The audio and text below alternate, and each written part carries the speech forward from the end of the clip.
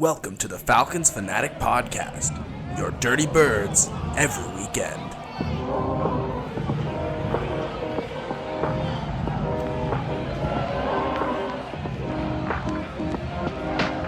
All right, and welcome back to a Falcons Fanatic Podcast. I'm your host, as always, Lucky Roberts, and I am here today with a special Christmas edition, technically Boxing Day edition of the Falcons Fanatic Podcast. After the Falcons beat the Colts on Christmas Eve, 29-10, the best win all season by far, the most comfortable win by far, as the Falcons just utterly destroyed the Colts in every single way, every single fashion you can possibly imagine. And it was through the return of some friendly faces here, with Taylor Heinicke having his best game as a Falcon, and Bijan Robinson coming back with a nice strong performance. Tyler Algier, just a really nice all-around performance. You see players, Kyle Pitts got involved, Drake London not as much as you would have liked to see, but Taylor Heinicke was doing everything that you needed him to do. He wasn't doing too much. He was playing within his abilities, playing within his role, finding open receivers. When he didn't have it, he threw it away, or he took a sack. He only took one sack in this game,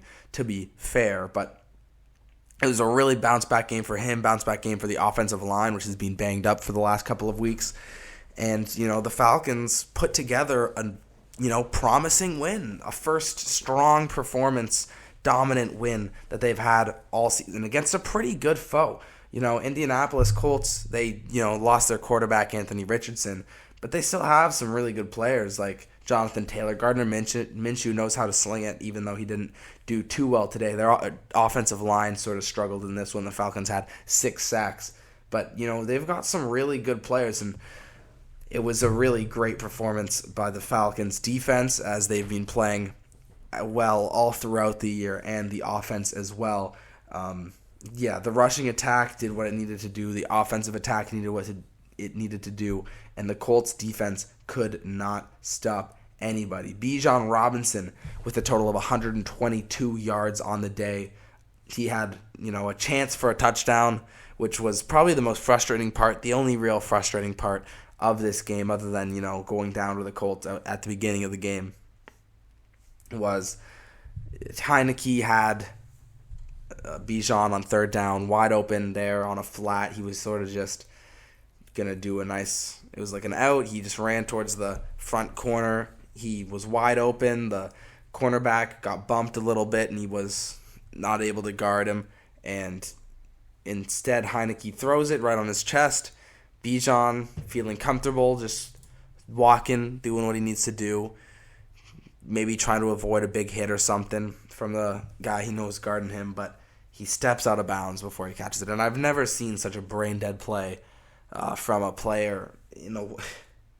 You don't see it that often, is all I'm trying to say. And I know we've seen some pretty wild football this weekend with a lot of drops, a lot of fumbles, a lot of missed kicks, but that was just another one of those just brain-aching moments from a player who's been so good this season. And today he sort of returned back to his form of the Bijan we saw in the first couple of weeks, where he's making a lot of guys miss, making the first guy miss. And, sometimes I'm going to be thinking he's doing a little too extra, like he's doing an extra dead leg for no reason, or he's making an extra cut where he just could be getting an extra 2 yards if he just sprinted.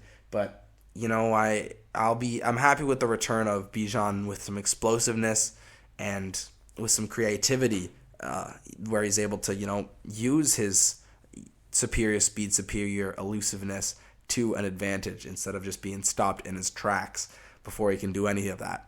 And, it showed. He had some explosive runs, and he had, 14, his longest reception was only 14 yards, and you wouldn't say that would be too explosive, but he had 7 receptions for 50 yards. It was a very strong performance, had the most targets of any player.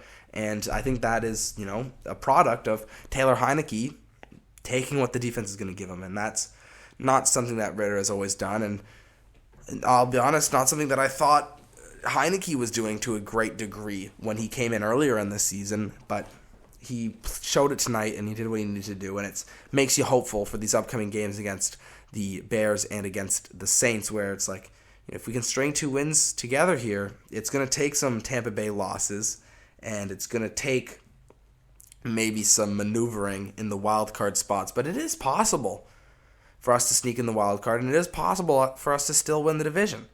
but it's going to take quite a bit. And it's too bad the Buccaneers had to go and beat the Jaguars on Christmas Eve, because that would have been perfect in the standings going in on the Falcons' way.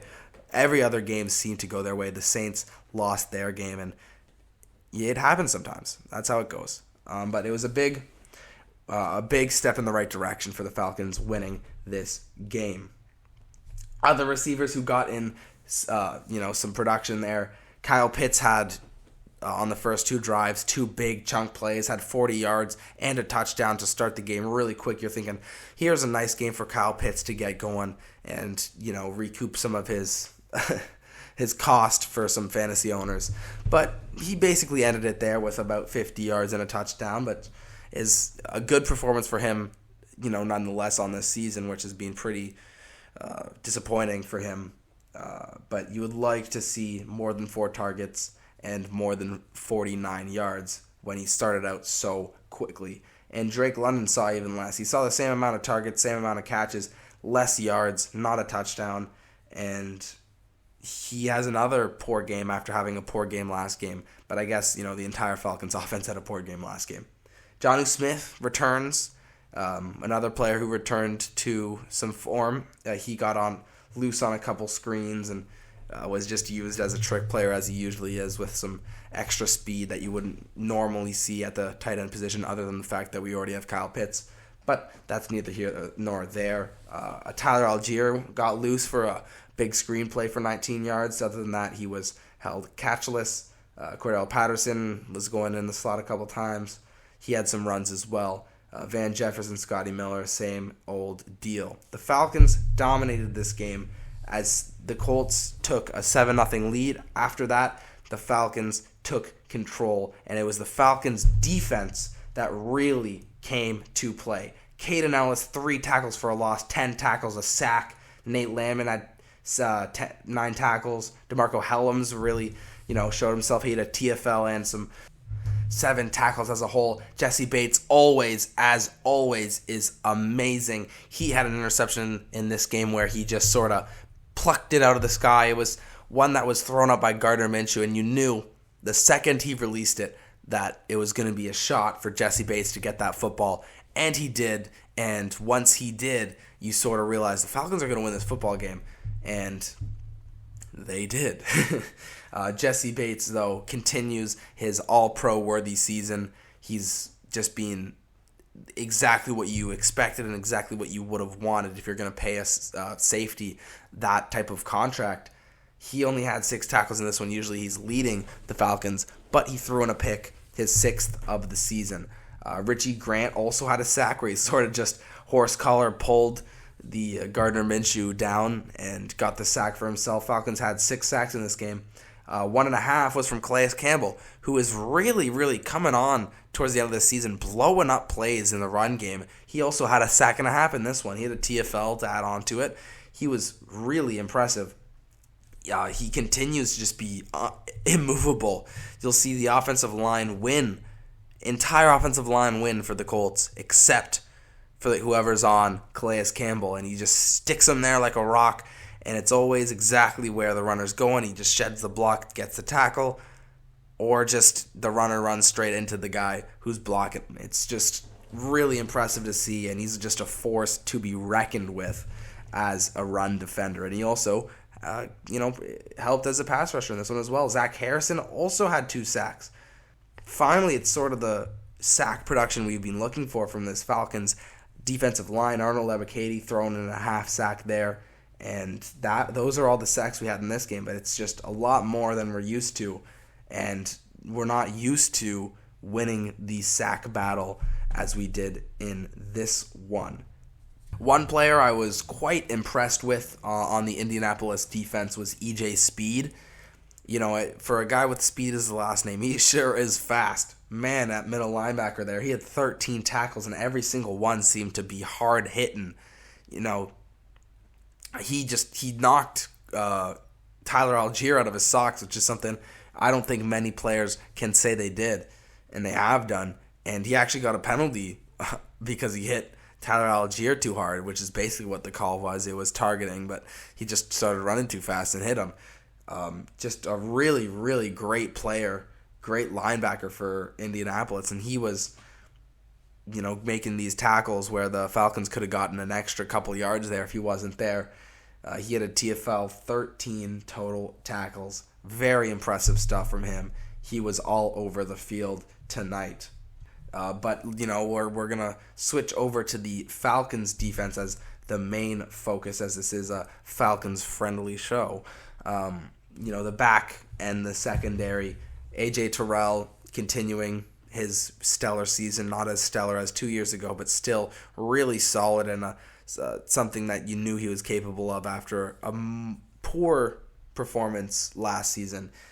He held basically the number one receiver for the Indianapolis Colts. I didn't even know who I would call it here. I would guess Josh Downs, and he left them, with 39 yards, and that's, with a opposing player, that's exactly what you want to do. Take them out of the game. And Jeff Okudah was no slouch himself. I think he had one bad play where he sort of missed a tackle.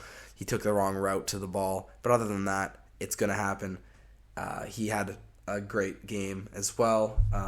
And everybody gets on the field. Everybody getting some nice high fives, getting some energy around. Bud Dupree, I guess, was the last one I haven't really talked about other than Clark Phillips, Mike Hughes, just some depth in the secondary there, and they've played some good minutes for the Falcons. Clark Phillips, especially being a rookie, being so small in stature, really playing above his height, which he always has done.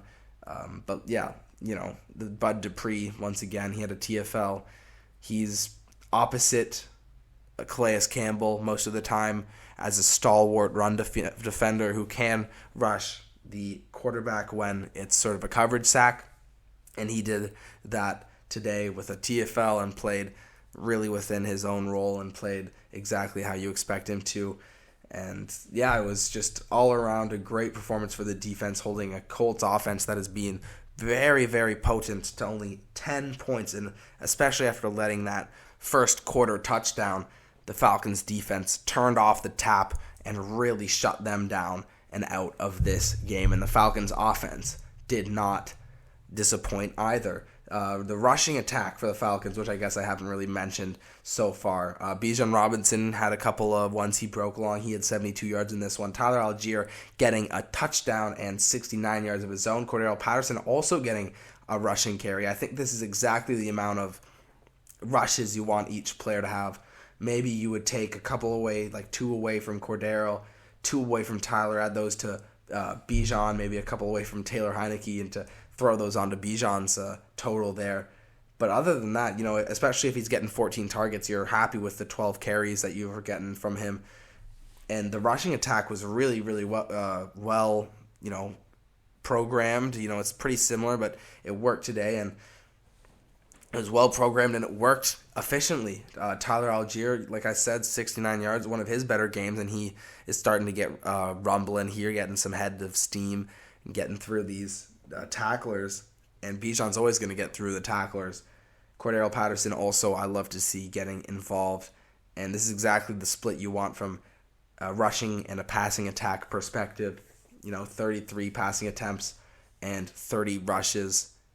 Part of the game getting their own little look at, and it was just a really impressive performance from offense, defense, passing, rushing, sacking the quarterback, coverage as the secondary, and of course the last little piece there is special teams. Young Wei Koo getting all 5 of his field goals, 2 for 2 from extra points, bouncing back after a couple of shaky weeks he's had. 5 for 5. His longest was 47. He did miss one, his first one of the game, but a penalty saved him as it sort of just hooked right and then hooked left at the last second trying to get back in, bounced off the upright. But no matter, the Falcons got saved there and were able to get a field goal later on with a little closer of a proximity where Young Wei Koo can really, really be efficient. And Bradley Pinion as well, always, going to be himself and pin them in when he can. But it was a great performance in all phases of the game, and the Falcons moved to 7-8 on the season. And if we look at the standings in the NFC South, Atlanta now is in second behind Tampa Bay. It would have been really, really, great for the Falcons to have gotten a loss by Tampa Bay there. That would have helped out the playoff formula a lot, as Tampa Bay has 2 more games, one next week against New Orleans, and then one against Carolina right after that. Carolina you expect to be a win, and so that game against New Orleans, if they're able to lose to New Orleans, that might just be able to move the Falcons up if the Falcons win against New Orleans the following week. But it's still all to play for here for the Falcons, and they can even still slip into a wild card spot if they're lucky. It's just going to have to take 2 wins on the bounce, 3 wins if you're counting this one, obviously. And, it's something that is all over Falcons Twitter is, do we want to be in the playoffs? And I will say, yes, please. Let's break this streak of 6-7 seasons where we haven't been in the playoffs. And I just want to get into either Mercedes-Benz Stadium or any other arena and just feel that playoff atmosphere. Is something that a lot of fans haven't seen and felt in a while. And I think it will bring a lot of excitement to Atlanta, where there has been not much, where it's been devoid of that. So anyway, thank you for listening. For this little Falcons section part, and now I'm just going to talk about other scores from around the league, and then I'll have you on your way late on this Boxing Day. So I'll be back in a second. Thank you, and I'll be back. All right, and I am back to talk about the scores from around the league. So the first one here I'm going to be talking about is the Seahawks-Titans game, which came down to the wire. The Seahawks had a flurry of points in the fourth quarter to be able to push past the Titans by a field goal. It was a Colby Parkinson clutch touchdown for the Seahawks to move them to 8-7 in a game they sort of had to have if they want to be in this playoff mix, and they do get it, beating the Titans in a very, very close back-and-forth game, which, if the Titans would have won, it would have helped out the Falcons getting a wild card spot. The Lions beat the Vikings, which, helped the Falcons in the playoff standings there, as the Vikings move to 7-8, and so the Falcons are bumped ahead of them. But the Lions solidified the story from this game being that they have finally clinched a division win. For the last 30 years they have been devoid of one, and they have finally gotten one of those. They won 30-24, a game that they were dominating, and then the Vikings slowly as time sort of goes methodically scoring every single quarter, and they made it close in the end, but the Lions hold on after a strong second quarter to win it 30-24. The Jets beat the Commanders in another similar type of game where the Jets came out to a huge 27-7 early lead. It looked like they were never going to give it away, and the Commanders come running back and they score 21 unanswered points.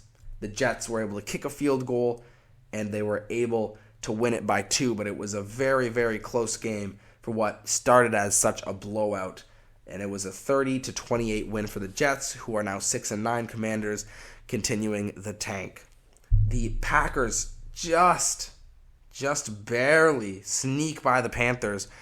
Bryce Young had a quick 20-second drive where he was able to move into field goal range, but it was just, half a second too late as he spiked it, and there was no time left on the clock. It was a real impressive drive. My grandpa, who's a big Packers fan, was, freaking out, but they were able to hold on, and they moved to 7-8, keeping their, playoff hopes alive. The Browns beat the Texans to move to 10-5. The Texans are still in that AFC South, that tough AFC South division where it's anybody's to win. And the Browns continuing their wild card dominance, and they're going to be pretty safe bet to make it in the AFC playoffs.